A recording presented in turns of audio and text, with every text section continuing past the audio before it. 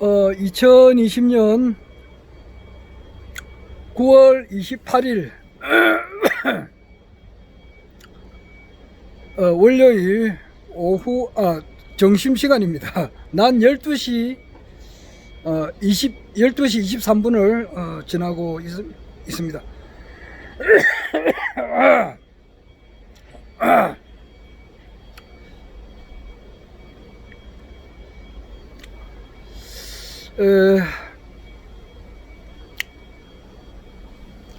오늘 그 아침에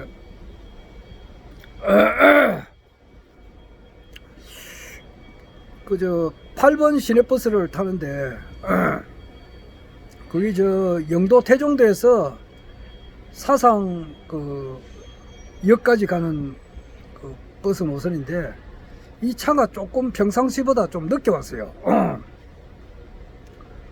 그 한 대신동에서 5시 한 16분 전후로 해가지고 한 5시 한 14분 늦어도 한 17분 뭐 요 사이에 지금 보통 차가 오는데 오늘은 5시 한 20분쯤 돼서 왔더라고. 그러니까 한 3, 4분 늦게 온 거예요.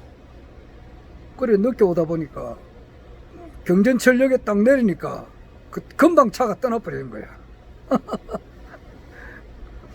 그 다음 차를 이제 경전철을 탔는데 그 이제 불암역에 딱 내리니까 거기서 새마을버스 7-2번이 있는데 거기 지사과학단지에서 저 구포역까지 가는 구포시장까지 가는 그 버스 노선인데 그것을 이제 6시 한 10분에서 15분 그 사이에 타야 되거든요. 꼭 내리면 내려가지고 한 2, 3분 3, 4분 뭐 4, 5분 기다리면은 그 차를 타는데 그 차가 또 금방 출발을 해버린 거예요. 그러면은 그 회사 가기가 힘들잖아. 차는 그 1시간에 한 대 오는데. 그리고 그 뭐야 저기 거기에는 저 불암역 앞에는 저 택시가 없습니다. 택시 잡기가 거의 힘들어요. 왜냐하니까 그 김해하고 부산하고 딱 경계 지점이 돼 가지고 택시가 거의 없습니다. 그 택시 잡기 힘들어요. 그러면은 이제 내가 1시간 뒤에 그 새마을버스를 타게 되면은 회사 일이 그저 엉망진창이 돼버리거든요. 엉망진창 돼버려요. 딱 그 내가 이제 그 제 시간에 가서 해야 할 일이 꽉 있다 이 말입니다. 딱 그 직원들이 오기 전에 이제 해 놓는 일이 상시 딱 그 정해져 있는데 거기서 딱 시계바늘처럼 움직여지는데 그게 이제 틀어지니까 상당히 곤란하더라고요. 그 뭐 자전거라도 있으면 빨리 타고 와버리면 되는데 자전거도 없고 걸어서는 1시간이면 안 되고 이럴 때는 어떻게 하느냐. 택시도 없고 그 뭐 지나가는 차 아무나 흔들어 가지고 타고 가는 수밖에 없어요. 그거는 좀 자주 합니다. 그리고 그 뭐 이 세상에 있는 모든 뭐 차나 사람이나 궁극적으로 보면 나와 한 몸이거든. 그러니까 뭐 내 과거에 좀 그런 일을 좀 많이 했습니다. 그래가지고 그때 언제 와? 그때 내가 1980년대 그 전두환 대통령 때지. 그리고 1981년도 때 그때 1981년은 만땅 1년 딱 1월 1일부터 12월 31일까지 그 부산 최진청 부산 최진청하고 그게 북부산 우체국인가? 막 그 부산진 우체국이지. 부산진 우체국에서 이제 내가 딱 근무를 했는데 그때 우체부로 또 일을 했어요. 그럴 때 지나가는 차를 많이 얻어 탔습니다. 그 당시에 무슨 일이 있었던가 그런 경험이 있기 때문에 아무나 이제 지나가는 차 아무나 손 흔들어 가지고 타고 이제 그것도 2번 갈아탔어요. 그래 탔는데 그 첫 번째는 이제 조금 가다가 내렸고 뭐 그만큼이라도 태워주니까 고맙잖아요. 내려가지고 또 이제 또 차를 잡아야지. 그래가지고 하니까 어떤 사람이 또 차를 실었다 주더라고요. 근데 이제 가는 방향인데 자기가 가는 방향은 조금만 가면 되고 나는 좀 더 가야 되는데 내가 내려야 할 위치까지 가가지고 다시 턴해가지고 자기는 또 자기 출근하고 그랬어요. 그러니까 얼마나 고마우신 분입니까? 보통 보면 아까 첫 번째 사람처럼 자기가 가는 목적지까지만 델타 주잖아요. 델타 주고 이제 내려가지고 나는 또 이제 이만큼이라도 델타 주니까 고맙다고 하는데, 두 번째 타는 사람도 목적지가 내가 가는 데까지 가는 게 아니고 조금 가다가 또 이제 자기는 내려야 되는 거야. 자기 차가 이제 자기가 내려야 할 자기가 이제 가고자 하는 그 목적지에서 나는 좀 더 가야 되는데 내 목적지까지 델타 주고 다시 턴하더라고. 그래서 그런 적이 있었어요. 벌써 5분이 지났네. 말이 길다. 참.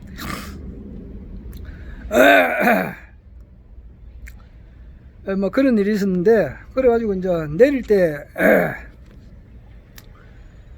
이거 뭐 진짜 뭐 아무것도 없잖아. 그래가지고 참 내 지갑에 보니까 허경영 총재님 명함이 하나 있었어요. 내가 아마 직접 받은 명함일 것 같은데, 언제 직접 받았느냐 하면은 2017년이야. 2017년 3월 1일 날에 그때 이제 국격대 모임이 있었어요. 처음으로 모인 거예요. 그 당시에 이제 2017년 5월 달에 19대 대한민국 이제 대선이 있었고, 그 다음날 이제 5월 8일인가 그때 대선이 있었고, 그 다음날 바로 취임해 버렸어요. 문재인 대통령께서. 그 해예요. 그 해. 2017년 3월 1일 날에 부산 해운대 백스코에서 허경영 총재님께서 이제 전국에 있는 국격대 모임을 거기서 가졌어요. 그때 내가 총재님 바로 뒤에 앉아 있었거든요. 앉아 있어가지고, 그때 지금 뭐 사진도 있지만은, 그때 이제 우리 김해의 마상봉 고문님께서 그때 임명장을 그때 받았어요. 그 당시에 김해 하여튼 무슨 김해 국격대 하여튼 관련되는 발령을 받았어요. 나는 그 당시에는 발령장을 받은 건 없고, 그때 이제 사진을 찍었을 때 총재님께서 이제 직접 명함을 석 장인가 5장인가 주셨어요. 그때는 딴 분한테 지인들한테 나눠주고, 내가 이제 그걸 가지고 있었는 것 같은데, 이것을 내가 그분한테 줬어요. 주면서 이거 허경영 총재님 유튜브 강의를 꼭 좀 들어보시라고, 그러고 이제 헤어졌습니다. 오늘 아침에 있었던 일이에요. 그래 이제 이게 내가 옛날에 과거 같으면은, 아마 내 어렸을 때 같으면은 아마 가장 귀중한 사람에게 이제 아마 성경책을 줬을 거예요. 신약 성경, 및 시편 이런 거 조그만한 이제 포켓용 미니 성경책이 있어요. 아마 그런 걸 들고 다니면서 아마 고맙다고 이 책을 꼭 읽어보시라고 아마 이야기를 했을 겁니다. 이거는 생명의 말씀이고 구원을 받으세요. 예수 믿고 구원 받으세요. 아마 그런 이야기를 했을 건데, 그거는 뭐 옛날 이야기죠. 지금 그렇지는 않습니다. 그리고 그 이후에 이제 또 뭐 그런 일이 있었다 그렇게 하면은, 오늘처럼 그런 일이 있었다 그러면은 아마 강정산의 가르침에 대해서 뭐 이렇게 설명해 놓은 책이 좀 있었어요. 네, 뭐 구체적으로 어떤 책이다 이 이야기는 못 하겠습니다. 그런 책을 내가 아마 전달을 했을 겁니다. 이래가지고 이거 꼭 좀 읽어보시라고 했을 건데, 이제는 뭐 그렇지는 않습니다. 그거는 뭐 졸업을 했다고 할 수 있죠. 졸업을 했다고 할 수 있습니다. 선천의 종교 및 뭐 강정산의 가르침도 마찬가지죠. 그런 걸 다 뭐 강정산의 가르침은 대학원 과정이다 이렇게 보면 될 겁니다. 석가, 예수, 뭐 불교, 기독교 이건 아마 고등학교, 대학교 요 수준 같으면은 대학원 수준이 아마 강정산의 가르침이다 이래 봐요. 그런데 대학원 그를 졸업을 하면은 이제 허경영 총재님의 가르침이 이제 눈에 띄는 겁니다. 그 모든 선천의 총 결론이 허경영 총재님이시니까. 그래서 아마 내가 2015년부터 이제 허경영 총재님의 가르침을 받았으니까 20, 19, 18, 17, 16, 15, 한 6년 전이죠. 그럼 한 7년, 한 8년 전만 하더라도 내가 그 강정산의 가르침에 대한 책을 엄청 줬습니다. 많이 줬어요. 지인들한테도 많이 주고 읽기를 많이 권장을 하고 거기에 대한 그 근거 자료에 대한 그 메일 같은 거를 여러 사람한테 보냈습니다. 또 거기에 그 일을 하면서 많은 이제 경제적으로나 물질적으로 많은 이렇게 뭐라 그러나 그걸 뭐 희생을 했다 그래야 되나 그런데 이제 투자를 했다 그래야 되나 그런데 이제 이렇게 많이 했습니다. 하다가 뭐 한평생 뭐 그런 일만 한 거죠. 그냥 그래 하다가 이제 허경영 총재님을 만난 거죠.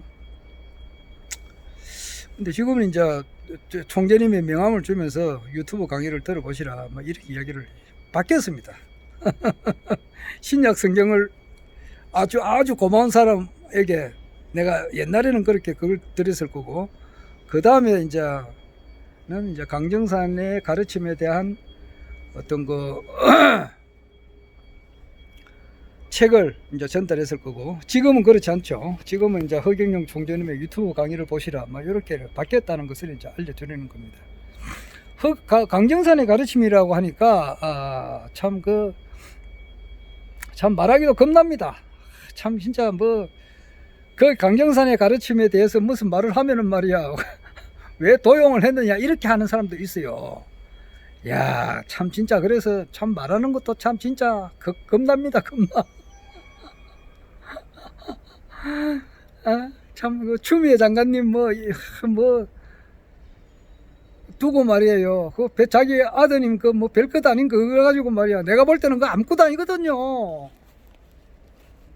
진짜 뭐 어떤 사람 이야기 들어보니까 군대도 무릎이 아파서 군대도 안 갈 사람인데 자기 어머니가 이제 정치인이니까 그 사람 말이 그렇단 말이에요. 정치인이니까 공인이니까 옛날에 그 이해창 씨도 그 대권을 그냥 눈앞에 잡은 상태에서 자기 아들 병력 문제를 해가지고 그 대선에서 떨어졌잖아요. 그 당시에 노무현한테도 떨어지고 또 김대중 대통령한테도 15대 때 16대 때 그래가지고 두 번이나 떨어졌잖아요. 17대도 이제 17대에도 나왔어요. 그때도 떨어졌고. 그런데 17대는 워낙 이제 이명박이 좀 강했기 때문에 별 기대를 안 걸었지만은 15대 16대 때는 이해창이가 거의 되리라 이렇게 생각했단 말이에요. 그럴 때 병력 문제를 해가지고 공인으로서 자기 아들 둘이가 다 군대를 안 갔다 왔는데 어떻게 군 최고 통수권자가 되느냐 이래가지고 이제 참 진짜 낙선을 했잖아요. 했는데 이제 추미애 장관님 같은 경우는 공인이니까 자기 아들을 이제 그런 이제 무슨 다리가 아픈 그런 문제가 있으면 군대도 안 가도 될 문제지만은 그러나 군대까지 보냈다. 내가 주장하는 게 아니고 그렇게 주장하는 분이 있더라고. 그래가지고 이제 아파서 수술을 했는데 그것을 이제 법정 휴가가 있다고 그걸 좀 연장하는 과정인데 그걸 두고 탈령했다 이렇게 하니까 그거는 좀 심하지 않느냐 이렇게 표현하는 사람들이 있더라 이 말이에요. 그래서 그런 사람 입장을 이해를 합니다. 그러니까 별거 아닌 거 가지고도 말이야 그렇게 언론이 나서고 그냥 이번 그 얼마 전에 그 대정부 질문을 나흘간 하는데 국회의원 그게 뭐 국힘당이라 하더라고. 무슨 미래통합당을 국가의 힘으로 바뀌니까 그것을 당명을 줄여가지고 국힘당이라는데 발음하기도 좀 그렇네요. 그러니까 그 국힘당 의원들 말이야 국가의 힘에 뭐 국힘당 의원들 그 한 20명이 나와가지고 계속 대정부 질문을 하는데 전부 다 추미애 장관 그 아들에 대한 그런 이야기를 하더라고요. 그래서 그 104명이 뭐 필요하노? 한 명만 있으면 되지. 이런 말을 하시는 의원님이 계셨어요. 그렇듯이 참 진짜 그 별거 아닌 거 가지고도 그래 침소봉대를 하는데 내가 지금 강정산의 가르침에 대해서 무슨 말을 하려고 하니까 왜 자기 단체에서 무슨 뭐 만든 것을 도용하느냐 뭐 이렇게 하는 사람도 있을 것 같아서 참 진짜 말하기 겁나네요.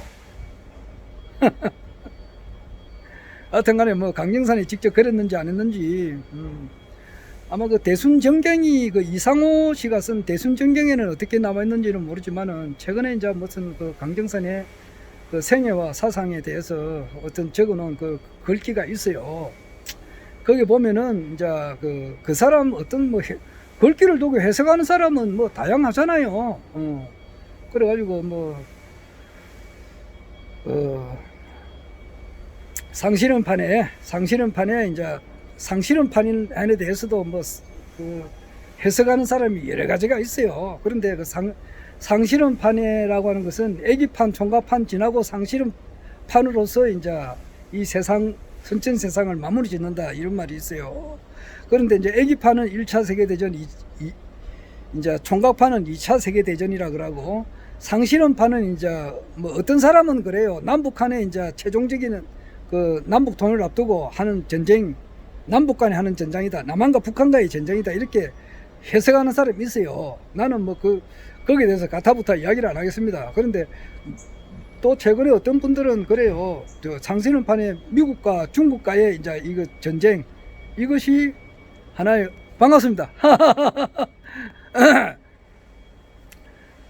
남북과의 전쟁, 이것이 이제 상실현판이다 이렇게 이야기하시는 분들도 있거든요. 그런데 상실현판에 속아 나가면은 판을 막는다 이랬어요. 그래서 상실현판에 지금 이제 미국과 중국과의 이제 그런 전쟁에 요 판에 소가 규칙생 소 허경영 총재님이 나감으로써 이 판을 막는다 이렇게 해석을 하시는 분이 있어요. 아마 그게 좀 나는 그럴듯하다고 생각하는데. 그리고 이제 진사년의 성인출이다 이런 말이 있어요. 진사년이라면은 이제 올해가 이제 그 경자년 경작, 내년 2021년이 신축, 2022년이 이민, 2023년이 개묘거든요. 그 다음에는 뭐냐니까 41번째 간지가 들어와요. 갑진이고 2024년이 갑진이고 2025년이 을사예요. 그러니까 갑진생이 용띠가 1964년생이고 2024년인데 그때 갑진할 때 그 다음에 이제 을사할 때 사 이래가지고 진사년의 성인출이다 이래서 2024년 2025년에 아시아 통일하니까 그때 성인이 이제 나온다. 그렇게 이제 아시아 통일을 하는 그 해에 이제 허경영 총재님을 아시아권에 있는 모든 사람들이 성인이 출세하신 것을 이제 보게 될 것이다. 이렇게 해석하시는 분들도 있고, 또 이제 진사년에 성인출이다 이래서 진사년이 그게 연이 아니고 월로 보여야 된다. 그러면은 이제 내년에 소띠니까 내년 진사월, 그러니까 지는 3월달, 음력 3, 4월달에 진사월에 이제 총재님께서는 오셔가지고 서울시장이 되신다 이렇게 또 설명하시는 분이 있어요. 그러니까 각자 그 해석하는 것은 여러 가지가 있는데 그거는 지나봐야 어떤 것이 이제 확실한지 그거는 뭐 알 수가 있을 겁니다. 근데 뭐 이렇게도 추측을 해본다 이 말입니다. 강정산에 가르치면. 하여튼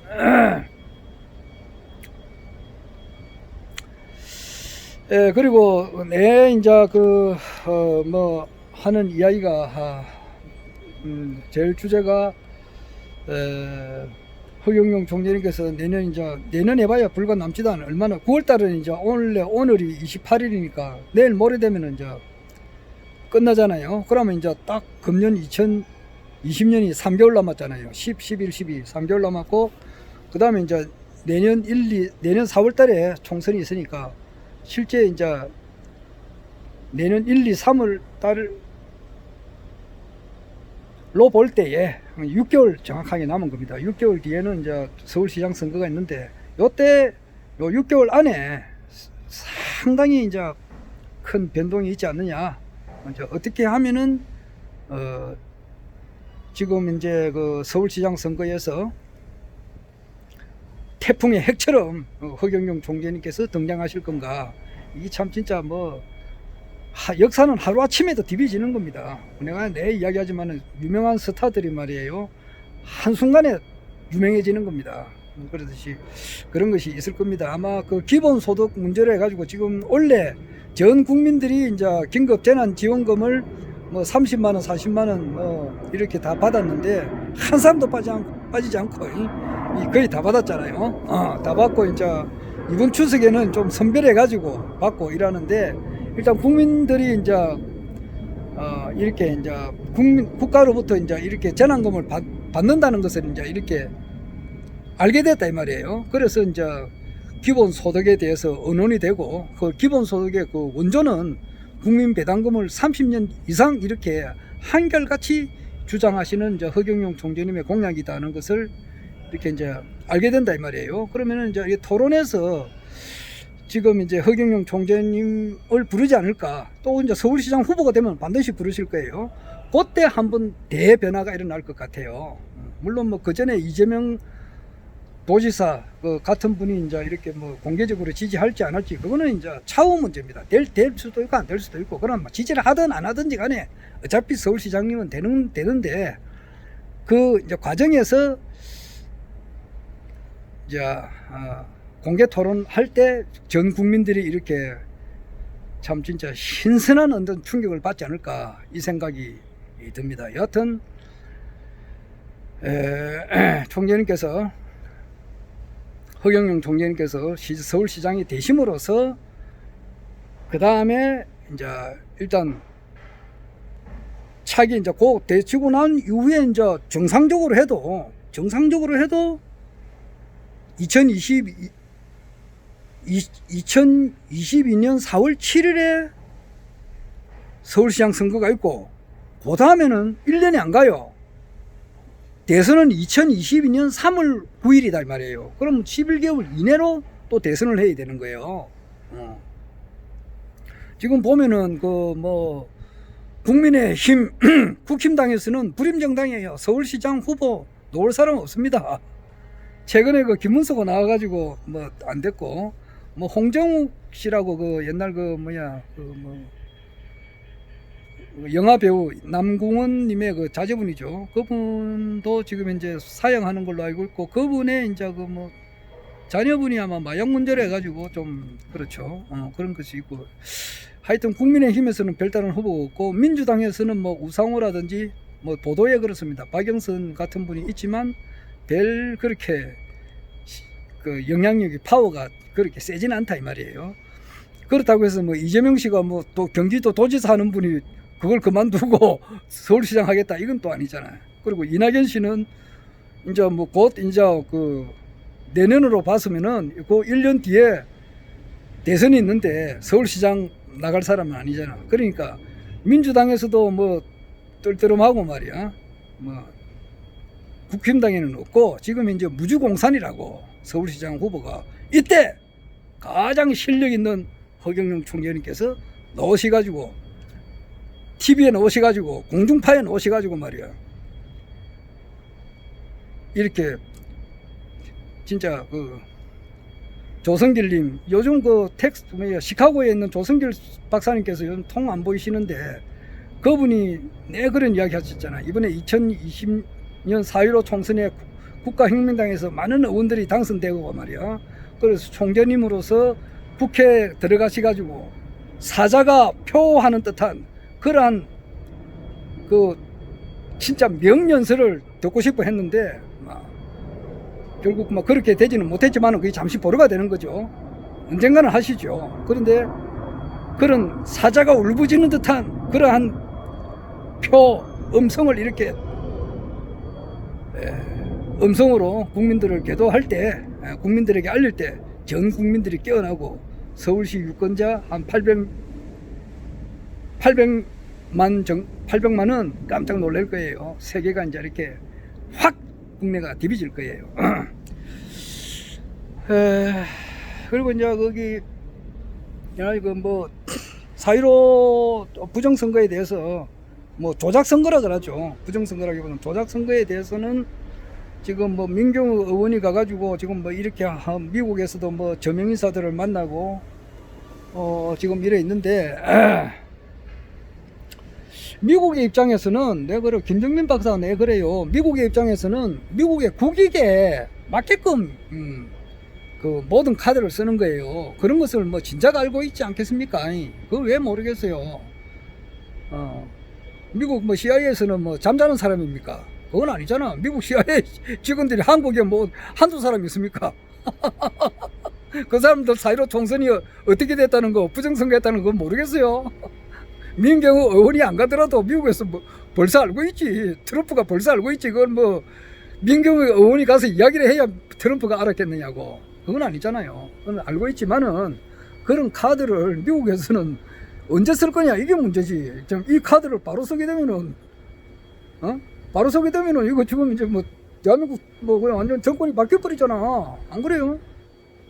이것을 지금 보도를 안 하잖아요. 보도를 안 하니 그렇지. 보도를 하게끔 이렇게 해버리면은 그거는 뭐 지금 정권이 끝나버리잖아요. 근데 이것을 미국에서 이제 이것을 어떻게 이제 할 것인가 이를 볼 때에 내가 아래는 좀 짧게 이야기했지만은 미국의 지금 국익에 맞게끔 이 카드를 쓰는 거예요. 한국의 4.15 부정선거에 대해서. 그러니까 미국은 지금 뭐냐, 중국하고의 한판을 하려고 한다 이 말이에요. 어떤 사람은 뭐 금년 11월 3일 이제 미국 선거니까 미국이 한참 그 정신이 없을 때 그때 전쟁을 그 중국이 먼저 칠 거다 이런 말도 있어요. 중국에 남진아 해? 안 그러면 대만을 칠 건가 뭐 그런 말이 있어요.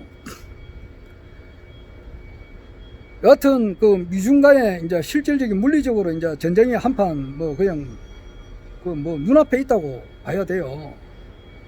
내가 볼 때는 뭐 둘 다 좀 미국이나 중국 둘 다 나는 문제가 있는 나라라고 보거든요. 둘 다 비정상적인 나라잖아. 내가 볼 때에 둘 다 그 정상적인 나라가 아니라고 내가 보면은. 여하튼간에 미국에 이제 부채가 엄청 많이 있잖아요. 부채가 중국한테 많이 있고, 또 중국이 자꾸 1인자를 노리니까 미국이 이제 이것을 여러 가지 각도로 볼 때에 막 전쟁을 중국을 이렇게 작살내려고 말이야. 손발, 다리를 다 잘라버리려고 지금 이렇게 뭐 확실하게 지금 그렇게 계획이 되어 있는가 봐요. 그러니까 이것을 하기 위해서는 우리 한국도 필요하고 북한도 필요하다 이 말이에요. 북한도. 그러니까 북한의 주력 부대를 지금 뭐 압록강으로 갖다 놨다 그러잖아요. 압록강으로. 그리고 이제 이게 휴전선 부근이 이제 공백이 생기니까 평화협정을 종전선언하고 평화협정을 맺어가지고 북한도 미국이 중국을 칠 때 북한도 같이 치고 뿐 아니라 우리 한국도 같이 이제 중국을 칠 때 같이 치야 될 그런 입장이에요. 그러기 위해서는 4.15 부정선거를 지금 다루면 안 되는 거야, 미국이. 그래서 내가 볼 때는 4.15 부정선거는 언젠가는 이게 드러나는데, 이 차기 대통령 선거 이후에 되지 않을까, 이래봐요. 약 한 2년 뒤에, 2022년, 그렇게 보고,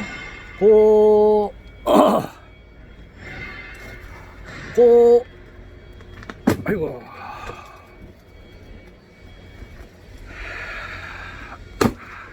2022년 4.15 종이 쳐가지고 으쌰.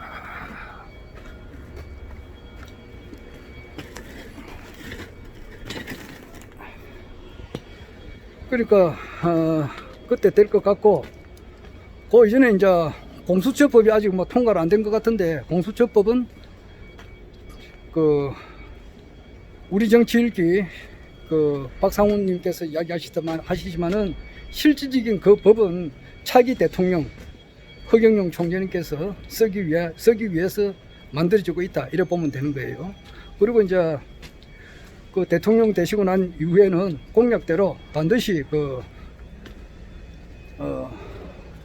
코로나 긴급 생계지원금 18세 이상 1억 원을 지급을 하게 되고, 그리고 국민배당금도 150만 원, 65세 이상은 220만 원 지급을 하게 된다 이 말이에요. 하게 됨으로써 허경영 총재님의 인기가 하늘을 찌르고 우주를 찔러가지고 말이야, 진짜 국민들로부터 압도적인 지지를 받는단 말이에요. 한쪽으로는 3,000명의 그 썩은 정치인들을 이렇게